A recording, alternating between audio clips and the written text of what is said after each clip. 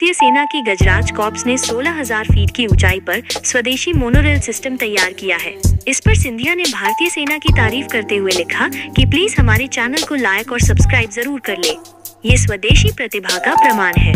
बता दें, यह सिस्टम एक ट्रिप में 300 किलो से अधिक भार ढो सकता है और उन क्षेत्रों में सप्लाई पहुंचाएगा जहां सड़कें नहीं हैं और हेलीकॉप्टर भी नहीं पहुंच पाते।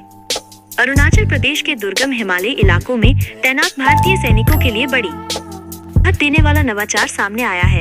16,000 फीट की ऊंचाई पर सेना ने ऐसा स्वदेशी मोनोरेल सिस्टम तैयार किया है जो बर्फ से ढके खतरनाक और बिना सड़क वाले इलाकों में सप्लाई पहुंचाने के काम को पहले से कहीं तेज और सुरक्षित बनाएगा।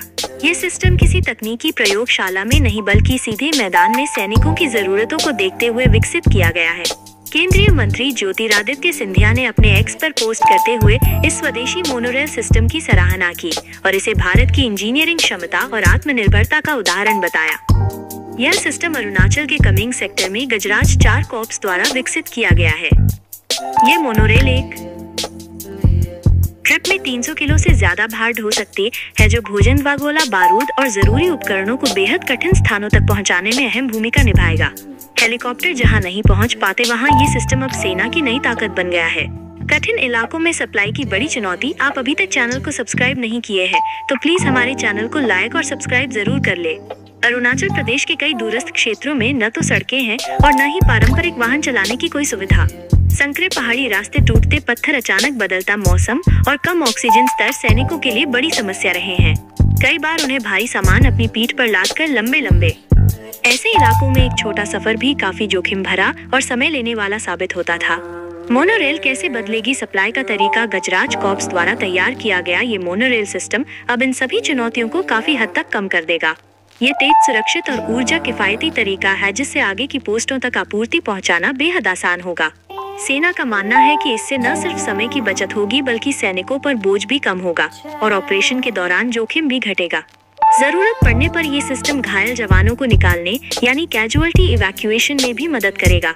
गजराज कॉर्प्स पूर्वी सेक्टर की मजबूत ढाल से भारतीय सेना का 4 कॉर्प्स भी कहा जाता है। पूर्वी सेक्टर में तैनात एक महत्वपूर्ण फॉर्मेशन है। इसका गठन 4 अक्टूबर 1962 को भारत चीन युद्ध के दौरान किया गया था। इसका मुख्यालय असम के तेजपुर में स्थित है।